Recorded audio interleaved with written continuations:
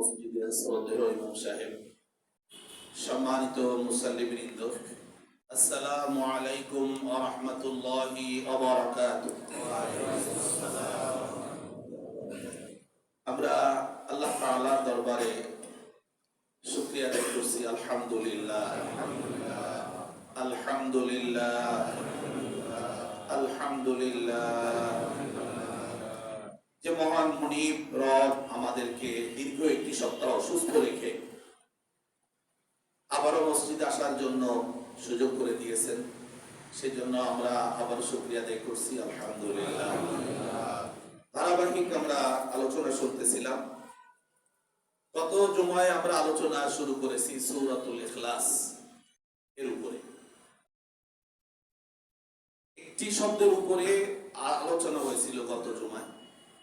আজকে আমরা সেই প্রথম আয়াতে কারিমার উপরেই কিছু কথা শুনবো। কুল হুয়াল্লাহু আহাদ। হে রাসূল, আপনি বলুন আল্লাহ তিনি একক। এই একক শব্দের উপর আমরা কিছু কথা শুনেছিলাম। আজকে আপনাদের সামনে এ বিষয়ে আরো কিছু কথা থাকবে। সেই সাথে আরো একটি গুরুত্বপূর্ণ বিষয়, তা হলো গোটা বিশ্ব জুড়ে একটা দিবস পালন হয় বছর শেষ হয়ে গেলে, সে রাতটা আবার আগত। এটার ব্যাপারে ইসলামের বক্তব্য কি, সেটার ব্যাপারেও কিছু কথা আপনাদের খেদমতে পেশ করতে চাই। আপনারা দোয়া করুন যেন আল্লাহ রাব্বুল আলামিন আমার মতো একজন গুনাহগার মানুষের মুখ থেকে এমন কিছু কথা বের করে দেন, যে কথাগুলি আমি সহ আপনাদের দুনিয়া ও আখিরাতের কল্যাণ বয়ে আনতে পারে। সকলে বলুন আল্লাহুম্মা আমিন। প্রথমেই আসবো, রাসূলুল্লাহ সাল্লাল্লাহু আলাইহি ওয়াসাল্লাম যখন মক্কায় কালেমার দাওয়াত দিচ্ছিলেন, তখন মক্কার যারা কুরাইশ নেতৃবৃন্দ, যারা ইসলামকে গ্রহণ করতে পারে নাই, তারা রাসূলুল্লাহ সাল্লাল্লাহু আলাইহি ওয়াসাল্লামকে বিভিন্ন প্রশ্ন বানে জর্জরিত করতে চেষ্টা করেছিল। যে সমস্ত প্রশ্ন করলে আসলে সহজে উত্তর দেওয়া যায় না, এমন কিছু তারা দাবিও করে বসেছে, যে দাবি আসলে পৃথিবীতে মানুষের পক্ষে পূরণ করা সম্ভব না। সেসব প্রশ্নগুলি কোরআনুল কারীমের মধ্যে আল্লাহ রাব্বুল আলামিন উল্লেখ করেছেন, সেটা আমরা আস্তে আস্তে জানতে চেষ্টা করব। সূরাতু বনী ইসরাঈল 15 পারা। এই সূরার 90 থেকে 94, 95 নম্বর আয়াত পর্যন্ত আপনারা পড়লে দেখবেন, মক্কার কুরাইশদের একটা দল রাসূলুল্লাহর সাথে সাক্ষাৎ করলো আর বলল, ও মুহাম্মদ সাল্লাল্লাহু আলাইহি ওয়াসাল্লাম, আমরা তোমার উপরে কিছুতেই ঈমান আনতে পারি না যতক্ষণ না তুমি আমাদের জন্য মরুভূমিতে একটা বড় ঝর্ণা প্রবাহিত করে দাও বা একটা নদী চালু করে দাও। যদি তা না পারো, তাহলে তুমি এই মরুভূমির মধ্যে তোমার একটা বড় খেজুর বাগান থাকবে, সেই বাগানের ফাঁকে ফাঁকে আবার ছোট ছোট নালা থাকবে, আমরা তার ভিতরে ঢুকবো, ফল ফলাদি খাবো, এবার জলকেলি করব, পানিতে নেমে গোসল টোসল করবো, আনন্দ করব, তখন আমরা তোমার উপর ঈমান আনবো। যদি তাও না থাকে, তাহলে তোমার একটা বড় বাড়ি থাকা দরকার, যে বাড়ির দরজা জানালার কাঠগুলো থাকবে স্বর্ণরৌপ্য খচিত। আও ইয়াকুনা লাকা বাইতুম মিন যুখরুফিন, তোমার একটা বাড়ি থাকবে, যে বাড়ি থাকবে যুখরুফ, খুবই সুসজ্জিত। আমরা তার ভিতরে যাবো, তুমি আপ্যায়ন করবা, তখন আমরা বুঝবো যে হ্যাঁ তুমি সত্যি নবী, তোমার উপর আমরা ঈমান আনবো। তাও যদি না পারো, তুমি আসমানে উঠে যাও, ওখানে গিয়ে একটা কিতাব নিয়ে আসবা, আর ভেবো না যে তুমি আসমানে উঠে গেলেই আমরা তোমাকে নবী বলে মানবো। ওখানে একটা কিতাব লিখিত আকারে ওইখানে থাকতে আমাদের উপরে ফেলবা, আমরা পড়ে দেখে বুঝবো যে হ্যাঁ তুমি নবী। এরকম কিছু কথা তারা দাবি করেছিল। আজকের আলোচনায় সূরা ইখলাস নাজিলের যে প্রেক্ষাপট, সেটি হলো রাসূলুল্লাহ সাল্লাল্লাহু আলাইহি ওয়াসাল্লামের কাছে মক্কার মুশরিকদের একটা প্রতিনিধি দল আসলো, যারা বলল যে ইয়া মুহাম্মদ আনসিব লানা রাব্বাক, তুমি যে রবের দাওয়াত দিচ্ছ আমাদেরকে, রবের নসব বর্ণনা করো, বংশ পরিচয়টা কি? আমিন জাহাবিন আমিন ফিদ্দা, তিনি কি স্বর্ণের দ্বারা নির্মিত নাকি রৌপ্যের? আমিন হাদিদিন আম খাশাব, নাকি তাকে লোহা দিয়ে বানানো নাকি কাঠ দিয়ে? আল্লাহ রাব্বুল আলামিন মক্কার কুরাইশ কাফেরদের প্রশ্নের উত্তরে সূরা ইখলাস নাযিল করে দিলেন। সুবহানাল্লাহ। আমরা এটুকুনি আজকে জানি যে এ কারণে একটি সূরা আল্লাহ তাআলা নাযিল করে বলে দিলেন, হে রাসূল আপনি ওদের প্রশ্নের উত্তরে বলুন, কুল, প্রচার করুন। আপনাদের মনে থাকার কথা, কুল শব্দের 4টা অর্থ বলেছিলাম। শেখার জন্য বলো, শেখানোর জন্য বলো, প্রচার করার জন্য বলো, প্রতিষ্ঠা করার জন্য বলো। এই তৃতীয় উত্তর এটা। প্রচার করো যে যিনি আমার রব তিনি একক, তিনি সমাদ, আল্লাহুস সমাদ, তিনি কারো ধার ধারেন না, তিনি জন্ম নেন নাই, জন্ম দেনও নেই, তার সমকক্ষ আর কেউ নেই। এই সূরাটিকে সূরা ইখলাস বলা হয়। ইখলাস শব্দের অর্থ হলো আখলাসা ইউখলিসু ইখলাসান, শব্দের অর্থ হলো পরিশুদ্ধ করা, পিউরিফাই। কোন জিনিসের ভেতরে যদি কোনো ময়লা আবর্জনা থাকে বা ওই বস্তু ছাড়া অন্য কোনো বস্তু ঢুকে পড়ে, সেটাকে যখন পরিশুদ্ধ করা হয়, ওই শব্দটাকে আরবিতে বলা হয় আখলাসা, পরিশুদ্ধ করা হয়েছে পরিপূর্ণভাবে, নিখুঁতভাবে সেটাকে একক বস্তু দিয়েই সাজানো হয়েছে। যেমন আমরা অনেক সময় ধানের বীজ রাখতে গিয়ে ছোটবেলায় দেখেছি যারা কৃষি কাজ করতেন, ধানের বীজ রাখতে গিয়ে তারা ধানের বীজের জন্য ভালো কতগুলো পোশাকে আগে থেকে চয়েস করতেন, কাটার আগে সেগুলো কেটে এনে আলাদা শুকাতেন, শুকানোর পরে আবার ওই ধানগুলো আবার বাঁচতেন যে ভিতরে অন্য কোনো ধান দু একটা ঢুকে পড়লো কিনা। তাহলে বীজের মধ্যে অন্য ধানের জাতের বীজ যদি ঢুকে পড়ে তাহলে এক কোষ ধান হবে না। এটাকে আরবিতে বলা হয় আখলাসা। এখান থেকে মানে ক্রিয়ামূল হলো ইখলাস, তার মানে হচ্ছে একদম পরিপূর্ণভাবে পরিশুদ্ধ করা। এই সূরাটার নাম ইখলাস হলো কেন? যেহেতু ইখলাস বলে কোনো শব্দের মধ্যে নেই, এর অর্থ হলো এই যে আল্লাহ রাব্বুল আলামিন নিজেকে অন্য সব কিছু থেকে পরিশুদ্ধ করে নিয়েছেন, গোটা মানব জাতিকে জানিয়ে দিয়েছেন তোমাদের ধারণা কল্পনা বলতে তোমরা যা চিন্তা করেছো আমার সম্পর্কে এতদিন, আমি তা নই। যারা এটা পাঠ করবে তারা আল্লাহ তাআলা সম্পর্কে এমন একটি ধারণা লাভ করবে যে ধারণাটা তাদের অন্তরকে একদম পরিপাটি করে দেবে, সুন্দর করে দেবে যে এই আমার রব, এই আমার আল্লাহ, এই তার আর কিছু নাই। সে নিজেও নিজেকে পরিশুদ্ধ করলো আর আল্লাহ তাআলা নিজেকে পরিশুদ্ধ করে দিলেন মানুষের সামনে, গোটা মানব সভ্যতার সামনে বলে দিলেন যে আমি এই, এটা আমার পরিচয়। আর যে এটা পড়ে বুঝবে সে নিজেকে অন্য সব কিছু থেকে নিজেকে পরিপাটি করে নিবে, পরিশুদ্ধ করে নিবে, অর্থাৎ তার মনের মধ্যে কোনো দাগ ঢুকবে না। সে আর তখন কোনো বড় কিছুর সামনে মাথা নত করবে না, কোনো শব্দ কিছু দেখলে তার কাছে আর মাথা নত করবে না, সূর্যের সামনে মাথা নত করবে না, কারণ যিনি রব তাকে সে পেয়ে গেছে। গত জুমায় আলোচনা আপনাদের বলেছিলাম যে আল্লাহ তাআলা এবং আমরা মানব জাতি, আমাদের মাঝখানে একটা বড় দেয়াল এঁকে দেওয়া হয়েছে, জাহিলিয়াতের একটা বড় দেয়াল। যে দেয়ালটাকে সরিয়ে ফেলাটাই হলো সূরা ইখলাসের দায়িত্ব, সূরা ইখলাসের দাবি যে আল্লাহ তাআলাকে তার সাথে আমাদের সম্পর্কটা এমন, আমরা কোনো অবস্থাতেই আর কাউকেই রব মানতে পারি না, মাবুদ মানতে পারি না, আমরা কারো ইবাদত আর করতে পারবো না। পরিবারটি একদম পরিষ্কার। তুমি পৃথিবীর যত বড় ক্ষমতাবানই হও, আমি তোমাকে মোটেই পরোয়া করি না, কারণ তুমি তো আমার মতো মানুষ, এর থেকে তোমার আর কোনো বড় পরিচয় নেই। আরবি সাহিত্যে একটা ঘটনা পড়েছিলাম, একজন বাদশা, খুব দণ্ড প্রতাপশালী একজন বাদশা, তো সে একজন আল্লাহর ওলিকে দাওয়াত করেছে তার দরবারে। তো আল্লাহর ওলি সেখানে যাননি, বলছেন যে রাজার যদি কোনো দরকার থাকে সেজন্য আমার কাছে আসে। তো এতে রাজা অপমান বোধ করেছে। আমি হলাম, আমার ডাকে সবাই আসবে যাবে, একজন পুচকে মৌলবী মানুষ আমার ডাকে আসলো না। যাই হোক, শেষ পর্যন্ত রাজা সেখানে গিয়ে খুব ভাবের সাথে বলতেছে যে আমি আপনাকে দাওয়াত দিলাম, আপনি আমার বাসায় আসলেন না কেন? বললো তোমার ওখানে যেতে হবে কেন? তুমি কি? আমি রাজা। আমি তো তোমাকে রাজা বলে দেখি না, আমি তো দেখি একজন মানুষ।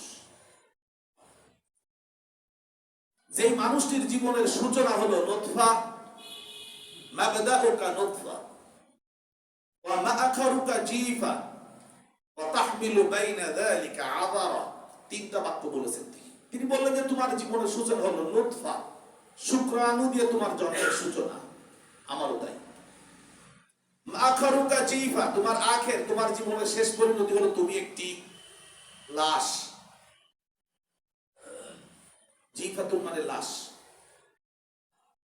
গরু টরু মরে গেলে আমাদের এই নদীতে ফেলে দেয় সাধারণত, ওইটারে আমরা বাংলায় বলি মরি। জিফাতুন মানে মরি, পড়েছেন তো আপনারা? মাআখারুকা জিফা, তোমার জীবনের শেষটা হলো তুমি একটা মরি, পচা জীবাশ্ম। ওয়া তাহমিলু বাইনা যালিকা আযারা, তোমার জীবনের শুরু আর শেষ এর মাঝখানে যে সময়টায় তুমি কিছু নাপাক জিনিস বহন করেছো। আযারাতুন মানে এমন জিনিস যা দেহ থেকে বের হলে ওযু নষ্ট হয়ে যায়, আবার ওযু করা লাগে, এটাকে আরবিতে আযারা বলা হয়। আযারা বলতে বলেন আমাদের দেহে আমরা যা বহন করতেছি তা হলো পায়খানা, পেশাব, রক্ত। এই তো তোমার পরিচয়। মাবদাউকা নুতফা মাআখারুকা জিফা ওয়া তাহমিলু বাইনা যালিকা আযারা। তোমার জীবনের সূচনা হলো একটা শুক্রাণু, তোমার জীবনের পরিসমাপ্তি হলো তুমি মরি, তুমি মাঝখানে বহন করে নিয়েছো নাপাক জিনিস। এটা তোমার পরিচয়। তখন ওই রাজা বললো যে হুজুর আমার ভুল হয়ে গেছে, আমি রাজত্ব ছেড়ে দিলাম, আমি আপনার মুরিদ হব। আমার জীবনের এই পরিচয় কেউ কখনো আমাকে বলে নাই। প্রিয় ভাই, এটাই হলো আহাদের পরিচয়। কুল হুয়াল্লাহু আহাদ। সেজন্য গত সপ্তাহে আপনাদের যেটা বলেছিলাম, আব্বাদ ইবনে রবি ইবনে আমির রাদিয়াল্লাহু তাআলা আনহু যখন রুস্তমের সামনে গিয়েছিলেন, রুস্তম যখন তাকে খুব চেহারা বিকট চেহারায় তার সাথে কথা বলতেছিল, তিনি একটুও পরোয়া করেননি। তার তলোয়ারের খুসায় তার মখমল ভেলভেট কেটে গেছে, তিনি ওর উপরে ঠ্যাক দিয়ে দাঁড়িয়ে তার সাথে কথা বলতেছেন, কেমন যেন কুছ পরোয়া নেই, এরকম একটা ভাষা আমাদের কাছে চালু আছে। কেন এসেছো? আসছি মানুষদেরকে মানুষের গোলাম থেকে বের করে আল্লাহর গোলাম বানাবার জন্য। লিনুখরিজাল ইবাদা মিন ইবাদাতিল ইবাদি ইলা ইবাদাতিল্লাহ। মানুষেরা সব মানুষের গোলামি করতেছে, মানুষের আল্লাহর গোলামি করছে না। পৃথিবীতে মানুষের বানানো আইন মেনেই আমরা চলতেছি। গত জুমায় আমি বলেছিলাম আপনাদের, খেয়াল থাকার কথা, একটু স্মরণ করিয়ে দিচ্ছি। আমরা যেখানে যাচ্ছি সেখানে মানুষের বানানো আইন অনুযায়ী আমরা চলতেছি। মসজিদে ঢোকারও একটা আইন আছে, প্রথমে ডান বা দোয়া। আপনাদের মনে থাকলে কি করেন? বের হওয়ারও একটা নিয়ম আছে। এই মসজিদে ঢোকা বের হওয়া, পেশাবখানা পায়খানায় ঢোকা বের হওয়ার যেমন নিয়ম আছে, আমরা সব জায়গায় ইসলামের নিয়ম আছে, কিন্তু সেই নিয়মগুলোকে আমরা বাদ দিয়ে মানুষের বানানো আইন মানুষেরা পালন করতেছে। পৃথিবীতে এরকম ঘটনা কোথাও পাওয়া যায় নাই যে কোন প্রাণীর বানানো আইন অন্য কোন প্রাণী পালন করে। কোন ছাগলের বানানো আইন কোন ছাগলে পালন করে না, কোন গরুর বানানো আইন কোন গরুতে পালন করে না। 31st নাইট আমাদের সামনে এসে হাজির হয়ে গেছে। এটা কি আসলে? এটা আসলে মূর্তি পূজা। রোমান পুরাণে, রোমানদের সেই পুরাতন বইপত্রে তারা একজন দেবতার পূজা করে, যার নাম হলো জানুস, JANUS, জানুস। রোমান ভাষায় এটা তারা উচ্চারণ করে ইয়ানুস। এটা ইংরেজিতে যখন উচ্চারণ হয় তখন জানুস। জানুস এমন একটা মূর্তি যে মূর্তিটার একটা মাথার দুইটা মুখ, একটা মাথার দুইটা মুখ। লাহু ওয়াজহাইন, তার দুইটা মাথা আছে। একটা মাথা দিয়ে সে ভবিষ্যৎ দেখে, আর একটা মাথা দিয়ে সে অতীত দেখে।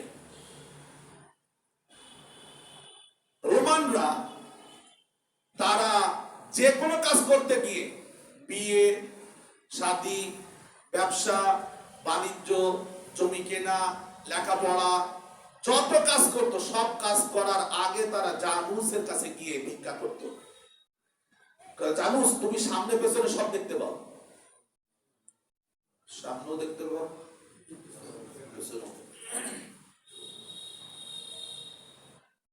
তুমি কল্যাণ দাও। সেজন্য রোমানরা তাদের প্রত্যেকের বাড়ির দরজায় জানুসের একটা মূর্তি, প্রতিমা স্থাপন করে রাখত। সেজন্য জানুসকে বলা হয় ওয়াসানুল বায়াবাত। বাবুল মানে দরজা, বায়াবাত মানে হলো একদম প্রত্যেকের দরজার সামনে এক একটা জানুসের মূর্তি থাকতো। এমনকি শহরের বড় বড় প্রাণ কেন্দ্রে, সেখানে যদি কেউ কোনো বিপদে পড়ে যায়, বাড়ি পর্যন্ত যাবে তার আগেই মনে করেন হোটেল রয়্যালের মোড়ে ওখানে একটা জানুসের মূর্তি, এরকম শপিং মল, এরকম যা যা আছে সব জায়গায় জানুসের। পরবর্তীতে এসে এটা ইংরেজরা চিন্তা করলো যে এটা ভালো দিক, তারা এটাকে গ্রহণ করে তারা এইবার জানুসের মূর্তি বানালো। এবং এই বছর যখন শেষ, ঠিক আজকের যে রাত 12টা আসতেছে, এরকম 31শে জানুয়ারি রাত 12টার আগ মুহূর্তে 5 থেকে 7 বা 10 মিনিট তারা মূর্তির পেছনের মুখের কাছে গিয়ে তারা প্রার্থনা করে মাথা নিচু করে, জানুস আমাদের জীবনের পিছনে সব ভুল তুমি ক্ষমা করে দাও। ঠিক যেই 12টা বেজে 2টা শূন্য দাঁড়ালো, 1 2 0 0, সাথে সাথে করে তারা সামনের মুখের কাছে গেল, গিয়ে বলল যে সামনের যে বছরটা আসতেছে সেই বছরটা তুমি আমাদের কল্যাণ দাও। এখন এই জানুস মূর্তির পূজা করতে বললে মুসলমানরা করবে? মূর্তির পূজা করবে না। নাম দিয়েছি 31st নাইট। মূর্তি বানায় না, কিন্তু মূর্তির পূজা আমরা করতেছি, উৎসব করে যাচ্ছি। বিশ্বাস না হলে আপনারা www.janus.com সার্চ দেন মোবাইলে, বাংলায় লেখা দিন জানুস মূর্তি। আমি আরবিতেও সার্চ করি, বাংলা ইংরেজি সবটাই সার্চ করেছি, সবটাই পেয়েছি। আপনাদের তথ্য দিলাম যে আমি কোনো ভুল তথ্য বলছি কিনা। আজকে আমাদের সন্তানেরা তারা জানে না যে আসলে কি বছরের ভালো মন্দ করানোর দায়িত্ব কার? আহাদ। এটা কাল্পনিক, আর কাল্পনিক সেই কুসংস্কার মূর্তি পূজাটা গোটা বিশ্বের মানুষের উপরে চাপিয়ে দেওয়া হয়েছে।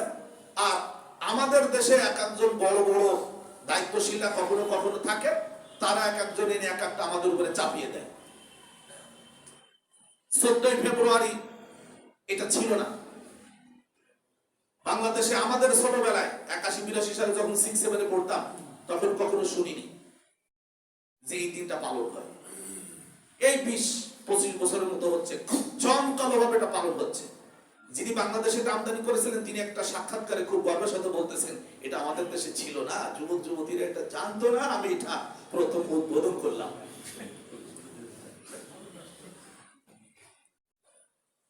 তিনি বিভিন্ন জায়গায় গেলে একটা ছোট লাল গোলাপের, ছোট্ট একটা লাল গোলাপ দিয়ে তাদের সাথে কথা বলতেন। আমি ইঙ্গিত দিলাম, আপনারা বুঝে নেবেন। কথা বুঝতে পেরেছেন? তিনি এদেশে 14ই ফেব্রুয়ারি আমদানি করেছেন। তার সাক্ষাৎকার আমি নিজে শুনেছি। প্রিয় ভাইরা, আজকে আমাদের সন্তানেরা মূর্তি পূজা করবে, উচিত তো আল্লাহ তাআলার কাছে সিজদা করে মাথা নত করে দেওয়া, যে আল্লাহ কি কি ভুল হয়েছে, একটা বছর চলে গেল, আমার জীবন থেকে 1 খণ্ড বরফ খসে গেল। সেজন্য আমরা আমাদের সন্তানদেরকে হেফাজত করার দায়িত্ব আমাদের। আর আপনারা জানেন যে এই 31st নাইট নিয়ে গোটা বিশ্বে কি পরিমাণ অকারেন্স ঘটে, কি পরিমাণ মদের ঢালাঢালি, কি পরিমাণ বেহায়াপনা, কি পরিমাণ জেনা, ধর্ষণ। আমার মনে হয় ওই রাতটা গোটা পৃথিবীকে জাহান্নামে পরিণত করা হয়। বাংলাদেশের প্রশাসন খুব সতর্ক অবস্থানে আছে, আজকে রাতে কোনো দুর্ঘটনা না ঘটে। খুলনা আগে এমন কোন জায়গা ছিল না, এখন রূপসা ব্রিজ কেন্দ্রিক একটা জায়গা তৈরি হয়েছে। সেখানে আমাদের সন্তানেরা হুড়মুড় করে হাজির হবে, মেয়েরা ছেলেরা। আর যেহেতু আমি রাতের বেলা চলাফেরা করি কম বেশ, এগুলো আমার চোখে পড়ে। আমি রাত 2টা, 2:30, 3টার সময় রূপসা ব্রিজ এর উপর দিয়ে পারি। কালকে রাতেও আসছি 1টা বাজে, 1:15টার সময়। তার আগের রাতে আসছি 1:45 বাজে। এই পরপর 2 রাত দেখি কোথায় কি হচ্ছে, চোখ দিয়ে চিন্তা করি। রাত আল্লাহ তাআলা আমাদেরকে বানিয়েছেন তার কাছে যাওয়ার জন্য, আর আমরা রাতটাকে জাহান্নামের কাছে চলে যাচ্ছি। সম্মানিত হাজিরিন, রবি ইবনে আমির রাদিয়াল্লাহু তাআলা আনহুর কথা, লিনুখরিজাল ইবাদা মিন ইবাদাতিল ইবাদি ইলা ইবাদাতিল্লাহ। আল্লাহর বান্দাদেরকে আল্লাহর গোলামি করানোর জন্য, মানুষের গোলামি থেকে মুক্ত করে পৃথিবীতে সুন্দর মানুষ হিসেবে জীবন যাপন করার জন্য আমরা এসেছি। রুস্তম বলল, যদি না মানি তাহলে আমরা তোমাদের সাথে যুদ্ধ করব। রবি ইবনে আমির রাদিয়াল্লাহু তাআলা আনহু অল্প বয়স, অল্প উঁচু, তার যে দৈহিক গঠন, এটা নিয়ে আমি চিন্তা করলাম যে লোকটা কত উঁচু। আমার মতো এত উঁচু মানুষ না, আমার থেকে একটু খাটো, 2-3 ইঞ্চির মতো তার দৈহিক গঠনে যেটা পড়লাম। তিনি রুস্তমের সামনে, সে বীর পাহালোয়ান, তারা বললেন যে তার সাথে যুদ্ধ করব। তারপরে কয়, যদি মারা যায় জান্নাত, যদি বেঁচে থাকি বিজয়।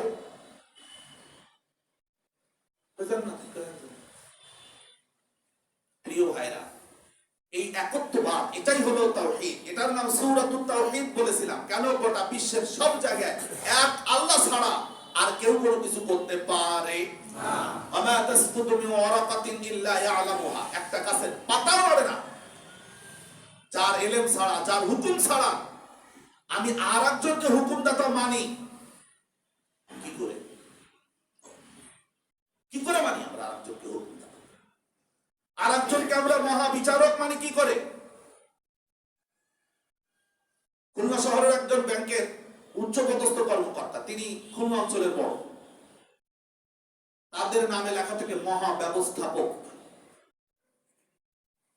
এরকম একটা লোকের সাথে আমার সাক্ষাৎ। তিনি বললেন যে আমার নামে মহাব্যবস্থাপক কেউ লিখবেন না, যদি কারো কোনো লেখা লিখবেন ব্যবস্থাপক বা দায়িত্বশীল। আমি মহাব্যবস্থাপক নই, মহাব্যবস্থাপক আল্লাহ। আমি ওই লোকটা অনেক আগে 89 সাল, আমি তখন ফাজিলে পড়াশোনা করি, ইসলামিক ফাউন্ডেশনের একটা প্রশিক্ষণ এসেছিলাম 35 দিন ব্যাপী। উনি একটা প্রশিক্ষণের ইনস্ট্রাক্টর হিসেবে গিয়েছিলেন, আমাদের একটা প্রশিক্ষণের জন্য তিনি দায়িত্ব পেয়েছিলেন। তার কথাটা খুব ভালো লেগেছে যে আমি মহাব্যবস্থাপক নই, মহাব্যবস্থাপক। বলেন তো আমাদের বিভিন্ন অফিসে এরকম মহাব্যবস্থাপক লেখা আছে কিনা? Managing director, managing director. আমাদের এই ধারণাগুলোকে পাল্টানোর জন্যই কোরআন এসেছে আমাদের চোখগুলো খুলে দিতে। আপনাদের সামনে আগেও বলেছি, আল্লাহ তাআলা রাসূলকে বললেন, ইয়া মুহাম্মদ ইন্নী মুনাজ্জিলুন আলাইকা তাওরাতান হাদীসাতান তুফতাহু বিহা আ'য়ুনান আমিয়া ওয়া আযানান সুম্মা ওয়া কুলুবান গুলফা ফিহা ইয়ানাবিউল ইলমি ওয়া ফাহমিল হিকমা রাবিউল কুলুব। ও মুহাম্মদ সাল্লাল্লাহু আলাইহি ওয়াসাল্লাম, আমি আপনার উপর একটি লেটেস্ট তাওরাত নাযিল করেছি, তাওরাতান হাদীসাতান, একটি আধুনিক তাওরাত নাযিল করেছি। কেন? তুফতাহু বিহা আ'য়ুনান আমিয়া, তারা অন্ধ চোখগুলোকে খুলে দেওয়া হয়। যারা এই কিতাবের সংস্পর্শে আসবে তাদের অন্ধ চোখগুলি খুলে যাবে। সুবহানাল্লাহ। বলবেন এটা কি আমাদের চোখ কি অন্ধ? হ্যাঁ, অন্ধ। আমাদের চোখ অন্ধ। আমরা আল্লাহ সম্পর্কে না জানার কারণে কেউ বলেছি আল্লাহ 3 জন, আল্লাহ, মরিয়াম, ঈসা। তিনজন। কেউ কেউ বলতেছে যে আল্লাহ দুইজন। কে কে? উজায়ের আর আল্লাহ দুইজনের বাপ বেটা। মা কই? এটা মা নাই। কেউ কেউ বলতেছে যে আল্লাহ সব জায়গায় অবস্থান করতেছেন। 33 কোটি দেবতার পূজা করতো ভারত উপমহাদেশের মানুষ, যখন ভারত উপমহাদেশে 2 কোটি মানুষ ছিল না। একজন মানুষ যদি 33 কোটি দেবতার পুজো করে, আমার মতো একজন মানুষ 60 বছর যদি বয়স হয়, আপনার এটাকে সেকেন্ড বানান তো 60 বছরকে দিয়ে দেখেন তো 33 কোটি হয় নাকি? তার মানে একজন মানুষ 1 মিনিটও কারো ইবাদত করতে পারবে না। এত দেবতা বানিয়েছি আমরা আমাদের কল্পনা দিয়ে। সূরা ইখলাস কি বলল? আহাদ। যে আহাদের বিকল্প আর কোনো শব্দ নেই। ওয়াহিদের বিকল্প শব্দ আছে আরবি গ্রামার অনুযায়ী 1 2। একক এর কি শব্দ বলবেন? দুইক, তিনক, না এরকম কোন শব্দ বাংলায় আমি তো পাইনি। আল্লাহ রাব্বুল আলামিন গোটা বিশ্বে নিজের পরিচয় দিলেন আমি একক। আর দ্বিতীয় কোনো কেউ নেই। সৈয়দ মুস্তাফা আলীর লেখা একটা প্রবন্ধ পড়েছিলাম, পাদটিকা, ডিগ্রি ক্লাসে। এটা আবার পড়েছিলাম 8ম শ্রেণীতে, পণ্ডিত মশাই নামে। তো সেইখানে বড়লাট স্কুলে আসবে বলে পণ্ডিত মশাই খালি গায়ে আসতেন স্কুলে। তো হেড স্যার খুব ধরে করে বললেন যে স্যার আপনি একটা গেঞ্জি পরে আসবেন। তো যাই হোক গেঞ্জি পরে আসছিলেন, অনেক কথা। সেখানে তাকে জিজ্ঞেস করা হলো, বললো যে স্যার গেঞ্জি আপনার যেমনটা মানিয়েছে তেমনটা ফিট করেছে। বললো যে এই গেঞ্জি মাত্র 2 পিস বানাইছে কোম্পানি, একটা হলো বড়লাট পরে আর একটা আমি বলি 2 পিস। গেঞ্জির প্রশংসা আর কি, 2 পিস। 1 পিস হলো বড়লাট আর 1 পিস হলো পণ্ডিত মশাইয়ের গায়ে। আমি বলছি 2 পিস। আহাদ একটা শব্দ, পৃথিবীতে আর কোনো দ্বিতীয় কোনো কপি পিস নেই। একক। তিনি স্বর্ণের না, রৌপ্যের না, তিনি কাঠের না, তিনি লোহার না। তিনি কি? তিনি ভালো জানেন, আমরা জানি না। এটি হলো কুল হুয়াল্লাহু। আরো অনেক কথা আছে, পরিচয় থাকবে। আমি আজকে আপনাদের সামনে আর আলোচনা আগাবো না। আপনাদের সাথে মসজিদ কমিটির সম্মানিত 2 জন সদস্য, আমাদের সম্মানিত সহ-সভাপতি ডাক্তার ইসরাইল স্যার, তিনি কথা বলবেন। সেই সাথে মসজিদের সম্মানিত সাধারণ সম্পাদক নজরুল ইসলাম ভাই, তিনিও কথা বলবেন।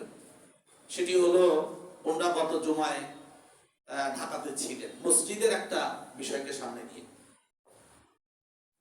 আপনারা বেশ কয়েক জুমা আগে আপনাদেরকে 1 বর্গফুট জায়গা কেনার ব্যাপারে বলা হয়েছিল যে আপনারা 1 বর্গফুট জায়গার দাম দিবেন, নামটা লেখাবেন, কাগজে আপনারা লিখেছিলেন। সে সামনের জায়গাটা মসজিদ আসলে কিনতে চায়, মসজিদের যারা মুসাল্লি আমরা কিনতে চাই, ঠিক আছে না কথা? কারণ যে জায়গাটুকুতে মসজিদ হয়েছে আমরা মোটামুটি কোনো মতো ঠেসে ঠুসে পড়ে গেলাম। পরবর্তী প্রজন্মের সন্তানের এসে বলবে ওই লোকগুলো কি করেছে, কোনো জায়গা টাইগা রাখে না মসজিদ, যদি একটু মসজিদে হয়। সেজন্য সামনে একটু জায়গা আছে, আপনাদের আগেও বলেছি। সেই জায়গাটা মসজিদ নেওয়ার জন্য মসজিদের পক্ষ থেকে চেষ্টা করা হয়েছে। যিনি মূল মালিক উনি ঢাকাতেই থাকেন, ওনার সাথে সাক্ষাতের জন্য গিয়েছিলেন এই মসজিদ কমিটির পক্ষ থেকে একটি প্রতিনিধি দল। আলহামদুলিল্লাহ তিনি সম্মত হয়েছেন, তিনি মসজিদকে দিবেন। তবে তাকে কিছু আর্থিক বিষয় দিতে, যেহেতু জায়গাটার অনেক দাম, সেই জন্য তিনি যেহেতু একা ছাড়লেও তো হয় না, তার সন্তানেরাও আছে, ওয়ারিসরা আছে, তারাও চাচ্ছেন যে আমরা কিছু দাম দেই। তো যাই হোক, সেই বিষয়ে মোটামুটি একটা সফলতার প্রান্ত মানে দরজা খুলেছে। আমরা সকলেই বলি আলহামদুলিল্লাহ, আলহামদুলিল্লাহ। সে বিষয়ে আপনাদের সাথে এটা সুসংবাদ আমাদের জন্য, মসজিদটা বড় হবে, সেই সাথে আরো কিছু দায়িত্ব আমাদের বাড়বে আর কি। আমরা দায়িত্ব পালন করতে রাজি থাকবো ইনশাআল্লাহ। একটা আরবি প্রবাদ বাক্য আছে, আস-সা'য়ু মিন্না ওয়াল ইতমামু মিনাল্লাহ। আমরা চেষ্টা শুরু করব, চেষ্টা করতে আরম্ভ করব, আল্লাহ তাআলা পরিপূর্ণতা দান করবেন।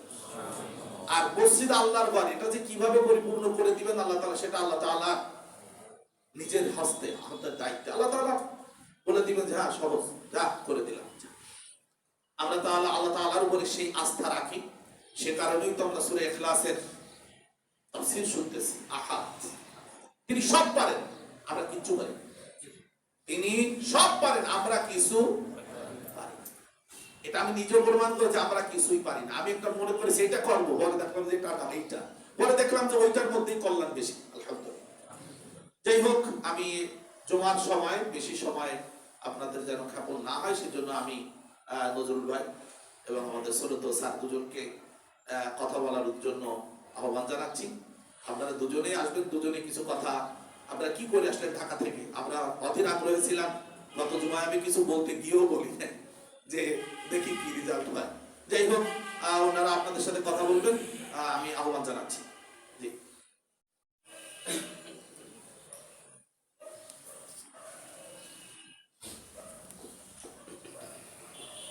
এটা উঠাই